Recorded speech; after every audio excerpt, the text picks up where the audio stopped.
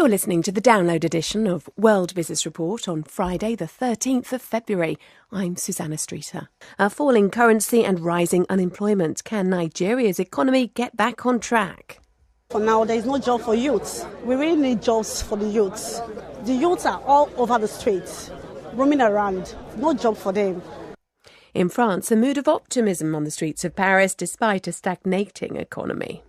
There is a kind of wind of optimism. We have a financial context that is really incredible. We are sure that it will make growth. And we discuss the week's big stories with the HSBC tax scandal at the centre of debate. Sad to say that there's nothing that can surprise you anymore about learning about bank malpractice, bending the rules, pushing the envelope, however you want to put it. That's all coming up. It's been a week of turbulence for Nigeria's economy. Tensions escalated after the presidential elections planned for this weekend were postponed for 6 weeks due to security concerns. Already the volatile oil price has pushed the currency, the naira, lower, but this week it crashed through the key level of 200 to the dollar, prompting the central bank to start frantically buying the currency to try and prop it up. The country's credit worthiness also took a knock after the ratings agency Standard & Poor's gave the economy a negative outlook. Yesterday, the head of Nigeria's central bank said there was no need to panic and urged investors to stay calm. Well, I spoke to the BBC's Lorato Mbele in Lagos, and she told me there was some optimism now that the currency stability will return. Well, business leaders are still optimistic that this isn't the worst that can happen to Nigeria. They do want to see currency stability. They do want to see the naira stay stable because, as you know, Nigeria operates on a fixed exchange rate. The central bank, as you say, is coming out to defend the naira.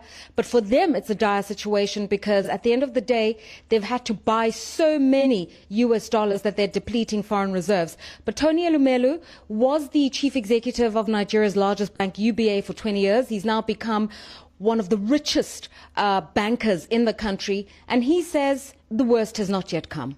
I think we all would like a stable currency regime, and we would also like to have high energy or petroleum price. I think Nigeria is fairly even more prepared now than they were before. We have diversified our economic base from 100% in the past reliance on oil to other sectors like agriculture, like entertainment, like technology. So it's quite a much more diversified economy today. That was billionaire banker Tony Elumelu talking about the need for a stable currency regime there, wasn't he? But what are people saying to you, Lorato, out on the streets? Well, obviously, with the currency having lost almost 20% of its value, the cost of living is high, it's rising, inflation is creeping in. But many Nigerians say, you know, they've seen this time and again, the oil price, the booms and the busts. That's not their concern. For them, it's jobs, jobs, jobs. And as the elections are postponed, whatever it is that the two opposing sides are offering the people, they want to see jobs, especially for young people, where over 11 million Nigerians don't have jobs. And you've been speaking to people out on the streets in the very oil-rich city, Port Harcourt, haven't you? I have. The people of Port Harcourt, which is, as you say, Nigeria's industrial hub for the oil industry, they say we live in a wealthy city. We live in the heart of the oil economy. We want to see the riches as well. We went to a market in the city where people are just saying the big issue for them is jobs, jobs and more jobs, especially for young people. We really need jobs for the youths.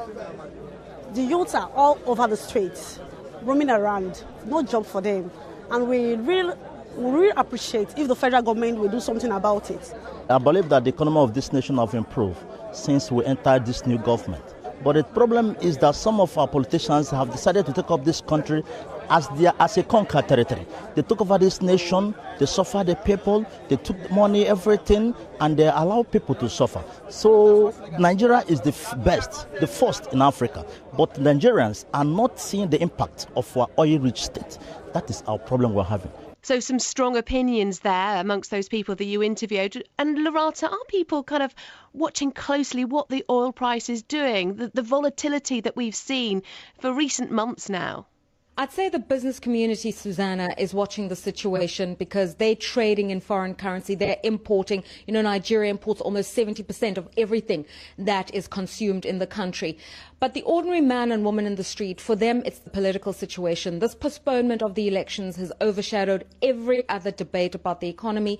The insecurity with the Boko Haram insurgency in the north is also very, very topical, because people are really concerned that if they can't get a grip on it in the north, will they ever be able to get a grip on it if it were to spread outside of the northern territories of Nigeria?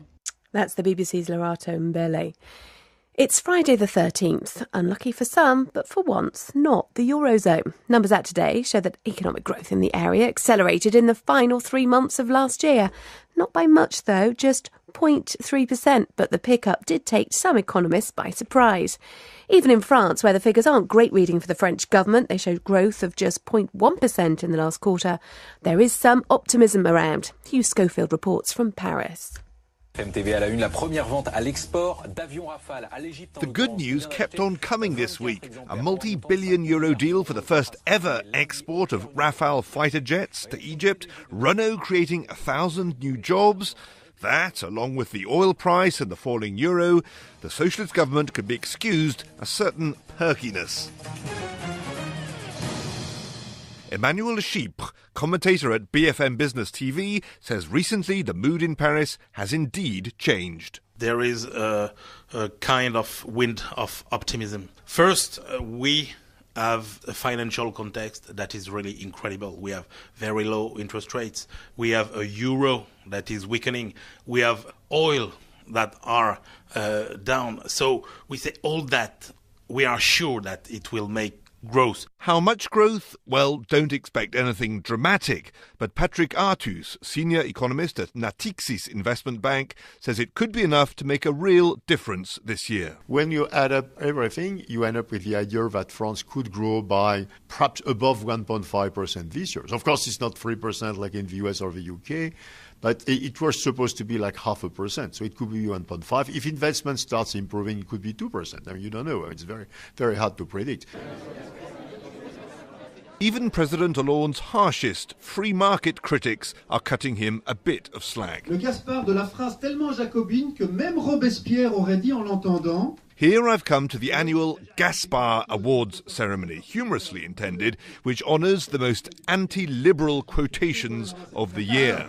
They got me, as representative of the Anglo-Saxon BBC, to read out the winner, President Hollande himself, for the wonderfully paradoxical, "When France does economic liberalism, it does it via the state."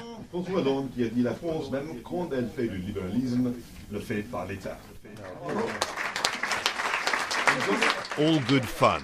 But afterwards I asked Nicolas Bétou, editor of L'Opinion newspaper, which organised the event, about the economic situation. For him, the great danger is that with a favourable wind now blowing, President Hollande may be tempted to make the economic reforms, which he's timidly begun to implement, less of a priority. The easier the environment is, the most difficult it is to engage reforms and to make the public opinion support these reforms. So it's both a good news, because the environment and the external factors are in favor of economy and growth, but it's roughly a bad news if the government make it as an alibi to stop reforms in France. La parole est à Monsieur Emmanuel Macron, ministre de l'économie, de l'industrie. But the government insists it won't veer from the gradual pro-business course that it adopted a year ago. And the central figure behind that pledge is this man. C'est le manque de croissance, c'est le manque d'activité, c'est le manque d'emploi. Finance Minister Emmanuel Macron has been spending his days and nights at the National Assembly, twisting arms and making his case in order to get the economic reform bill that bears his name onto the statute book. Elle est un peu partout en France. Partout où il existe des blocages. It's a huge hodgepodge of a law, more than 200 clauses, deregulating different professions and promoting greater labour flexibility. And nobody thinks it's going to cause dramatic change. But in France, says Emmanuel Chypre, this is the only way it's going to happen. If you look at what the French economy really needs, you can say that on all the topics, François Hollande is doing 10% of the job. It's a small step, but it's small steps in the right direction. So it's better than nothing, but it's true that on the labor market, taxes, for instance, on the administration reform. We could hope more, but it won't be like this. And honking cars on the streets of Paris this week, driving instructors protesting against the Macron law, were a reminder that no change in France comes easy. Things may be looking up a bit, but the road ahead is very long. Hugh Schofield reporting there from Paris, and another protest. Well, let's see how those figures about European growth have gone down on the financial markets, and we can speak to Justin Urquhart-Stewart from Seven Investment Management. Hello there, Justin. Hello. So how did investors react? Because it was a bit of a mixed bag, really, despite the fact that there was some surprise about the overall number. Yes, it was actually greeted really rather well, considering. But the overall figure, yes, it was actually quite positive. But of course, it's all driven yet again by Germany. Germany turned around from a shrinkage, very, very small shrinkage in the previous quarter, into something actually showing in the last quarter they grew by 1.6. So the fact that now France can celebrate that it's grown in that same period by 0.1, that's very close to naught. Stagnation, yes. It's virtually stagnation. But if you sell a few fighters and you get a nice little kicker from the oil price coming down and your currency comes down, so actually pull out the cracker, they can actually have some fun. But I'm afraid, I hope this doesn't actually dissuade them from actually carrying out the real reforms, not just the Macron reforms you've just been talking about, but also the vital reforms that must happen eventually for the euro to work, for monetary and fiscal union. And of course that then brings us back to what's happening with Greece. And of course that will overlay this, but it looks even there as though something might be moving. But be wary, we're going to be seeing a huge amount of Euro fudge being mixed up with some Greek humus to try and make sure that they manage to sort of just fold over all the various problems that they've got with it, and the party can carry on for a bit longer. Hummus and fudge are not a greatly appetising combination, I don't think. But interestingly as well, these growth figures show no surprise, really, that Greece still contracting. It is contracting, but some of the figures underlying it actually are quite interesting. They have actually been improving. The unemployment is horrendous, but nonetheless we've actually seen a slight improvement in trade and a little bit more in terms of industry, but from a very, very low level indeed. But the fundamental issue is going to be whether they're going to actually stay within the Eurozone, and all the mood music is they will be allowed to stay in. I suspect the fudge will probably be around just about actually taking the debt from that the Greeks have and actually making sure it's undated. So that way you still own your debt, it's just you're never going to have to pay it off. And the great thing about that is you don't have to use those words write and off. So you can write off debt without writing it off. It's brilliant.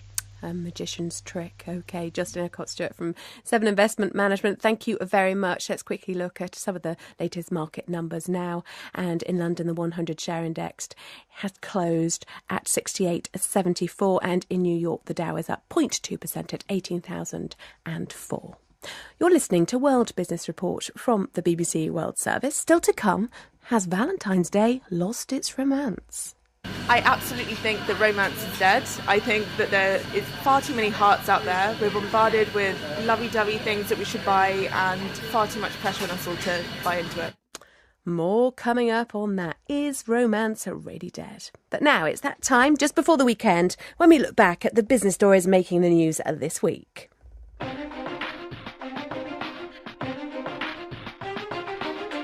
How far is too far when it comes to helping a client? For the bank HSBC, they may have been offering one helping hand too many. The bank was marketing products that would allow their clients to avoid tax, and also they weren't necessarily being very careful with the clientele that they were taking into the bank. As the clocks tick down to the day when Greece runs out of money, we discussed the possibility of an extension, but we haven't quite come to that conclusion as yet. Last year, music lovers around the world streamed 146 billion songs onto their computers, tablets and smartphones using services like Spotify. But there is a catch. Hardly anyone is making any money from it. We've had far too many small players fragmenting the market. What we need is a smaller group of large players. They can shape the market, move people away from the free services towards the paid-for ones. So did you spot them? HSBC hits the headlines after leaked documents showed its Swiss private banking arm helped wealthy customers dodge millions of dollars of tax. Greece begins talks with its international creditors to try and reach a deal on its debt burden. And we asked, is music streaming still the future as one big market player leaves the party? Well, to talk about this, I was joined by David Friedman, writer for The Atlantic, and Mark Gilbert, Bloomberg News' London bureau chief. And I began by asking Mark if he was surprised at the revelations about HSBC. Sad to say that there's nothing that can surprise you anymore about learning about bank malpractice, bending the rules, pushing the envelope, however you want to put it. It can't be a surprise to anyone, and I think that the fact that the Treasury Select Committee, Andrew Tyree, have decided they need to get the HSBC guys in front of them and actually cross-examine them over what was happening in those private wealth bank accounts gives you an indication of the seriousness of the situation, given that the Treasury Select Committee is supposed to be closing down for the election. The Treasury Select Committee is a leading committee in the UK Parliament probing different financial affairs. It has a lot of clout, doesn't it? David Friedman for The Atlantic, how has this story been reported in the United States? Well, of course, we love stories where banks are getting what's coming to them. Back in 1981, during the Iran-Iraq War, Henry Kissinger lamented here that from a U.S. policy point of view, it was too bad that both sides couldn't lose. And I think that's the problem with this story. I mean, in other great banking scandals, we've had the victims, often the common person. It's you and me who have been victimized. But in this case, I mean, who are we supposed to be rooting for? The corrupt bank or the corrupt clients hiding money or the U.S. or French or U.K. tax collectors? You can't really point to a sympathetic victim here. And of course, that's really wrong. We're all victims when we have a corrupt financial system. Talking about people paying their taxes, that's one of the gripes that some in the Eurozone have had against certain individuals in Greece. One of the things that they're saying about why Greece is unable to pay back its debts. Mark Gilbert, have you been watching closely these talks with the new Greek government and the Troika? I think the big thing about tax was where the German finance minister Wolfgang Schäuble said, listen, we've offered to send 500 tax experts over there to help you sort out your tax system, and so far you haven't accepted our offer. There's definitely a suspicion that there's something rotten at the heart of the Greek tax collection system, not just the willingness of individuals to dodge taxes, but at the very centre of the tax collecting system, there has been a lack of, if you like, appetite for going after those taxes. It seems that is one thing that the new government does have an appetite for, and you might see change of, but I think they really should be taking the Germans up on that offer to have some tax experts in there, if nothing else, to show willing on the issue. Yeah, well, David Friedman, of course, what's happening in Greece has repercussions around the world. The markets certainly watch it closely, all these different discussions. The Greek government has promised to do whatever we can to secure a deal with its international creditors, but it has its hands tied to some extent, doesn't it? Yes, and I think, here in the U.S. we watch this story, and it's hard for us to understand. Again, certainly at an abstract level, we're certainly involved. But otherwise, I mean, the whole Eurozone problems here often to many of us here in the U.S. Just seem something that's a bit removed from us. And it seemed sort of obvious to us. I mean, I've certainly felt this way, that, look, in the end, cooler heads are going to prevail. There's been a lot of hysteria here about how Germany and Greece, absolutely neither one would compromise on this. And now, lo and behold, it looks like both sides are ready to compromise somewhat. Certainly a wonderful solution would be if a lot of unpaid tax money could be uncovered. That's almost too good to be true.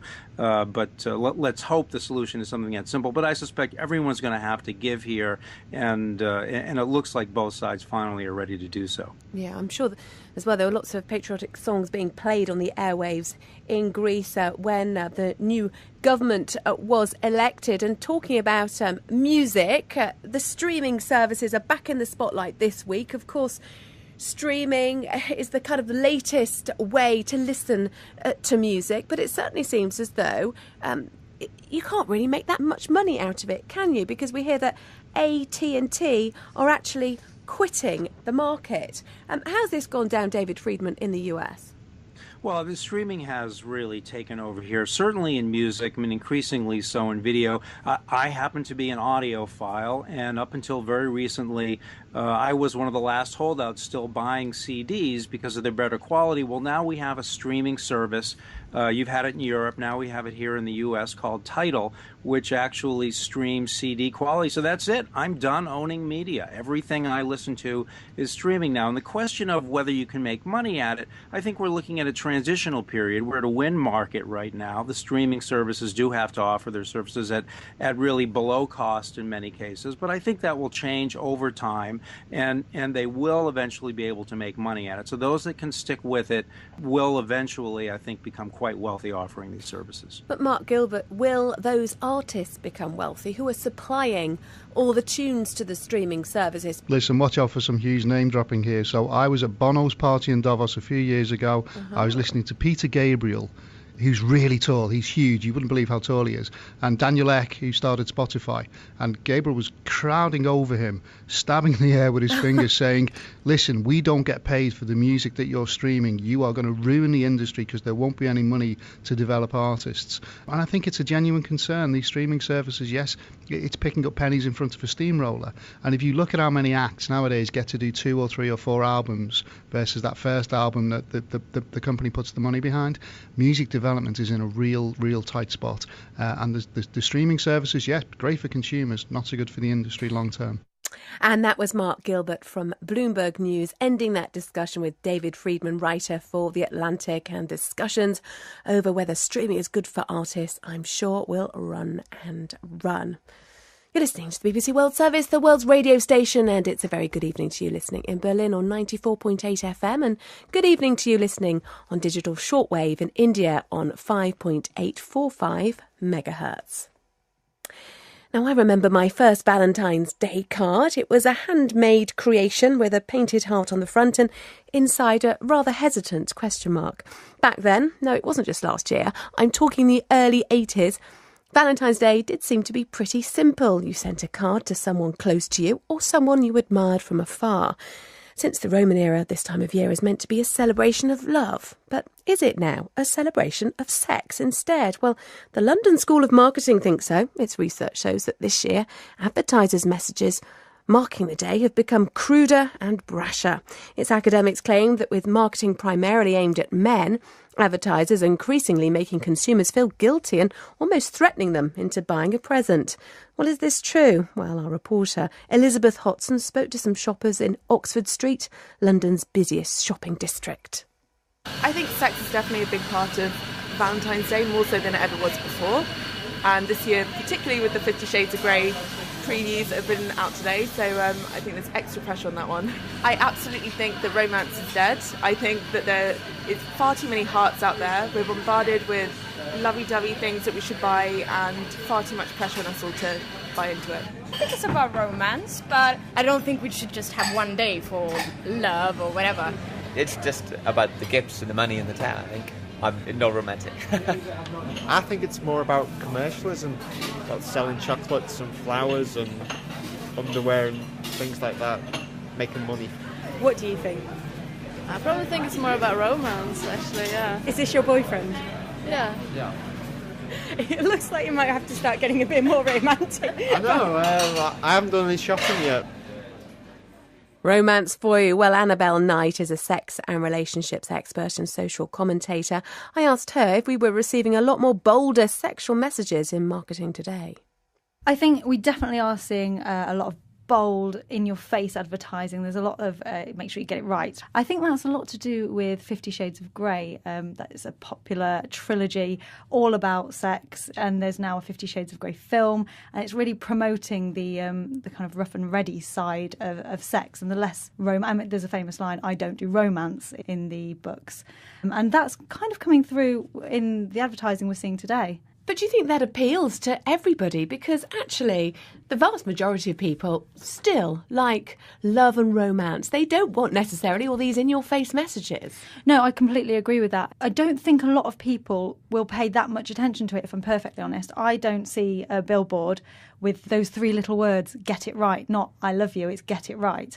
I look at that and think, oh, that's a bit harsh, rather than, oh my goodness, I need to go and get the perfect present, otherwise my partner isn't going to love me or respect me. And I think it's unfair to tar everyone with the same brush and say that we're just going to be like lemmings and follow this harsh, almost brutal way of advertising. Interestingly, though, in cinemas at least, there's been a real frenzy for snapping up all the advertising slots around this film, the film version of 50 Shades of Grey, the trilogy you're talking about. Perhaps advertisers think, well, given that it's so popular, we really need a slice of this market. Yeah. But perhaps it's not necessarily well placed for all products. No, absolutely. I think just wanting a slice of the popularity pie isn't necessarily going to propel your business or have a positive impact on your business, because it just might come across a little bit desperate. There is, though, this creeping commercialisation of Valentine's Day that you're noticing year after year. It seems that everything's branded it gets Valentine's bigger Day. every year, and there's like Valentine's Day. They just slap the word on anything. I saw Valentine's Day shortbread. Is shortbread romantic? I don't think it is. But they do the same at Christmas. They do the same at Easter. It's just a huge advertising marketing ploy. Explain to me what are the trends you're witnessing as part of your job when you give relationship advice around Valentine's Day. Do you think some people are really put under a lot of pressure to deliver the right present, the right card, the right messages? It's really interesting you've asked me that, because I've just this morning had a couple say to me, the guy, he's stressing about it. It's sleepless nights, for goodness sake. You're not buying a house or having a baby. It's one day of the year. And this is, I think, transferred pressure. His wife feels the pressure from the advertising companies, which she then passed on to him. We have to do something for Valentine's Day. You better make me feel special. And it's just not conducive to a happy or healthy relationship. That was social commentator Annabelle Knight. What's wrong with a simple red rose? You can buy them for 99p, less than $1.50. That's what I'm buying my husband. You've been listening to World Business Report on the BBC World Service, and don't forget, a podcast is always available. You've been listening to World Business Report from the BBC World Service. For more news and analysis, download Business Matters, our daily hour-long mix of current affairs and debate, published at breakfast time in Asia and Europe. We debate key trends in the worlds of work, politics, technology and the environment. Find it at bbc.com/podcasts. You can also follow us and get our latest audio at twitter.com/BBC World Biz, and talk to us on Facebook at facebook.com/BBC Business.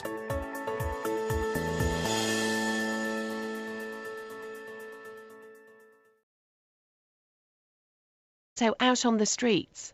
Well, obviously, with the currency having lost almost 20% of its value, the cost of living is high, it's rising, inflation is creeping in. But many Nigerians say, they've seen this time and again, the oil price, the booms and the busts. That's not their concern. For them, it's jobs, jobs, jobs. And as the elections are postponed, whatever it is that the two opposing sides are offering the people, they want to see jobs, especially for young people, where over 11 million Nigerians don't have jobs. And you've been speaking to people out on the streets in the very all-rich city, Port Harcourt, haven't you?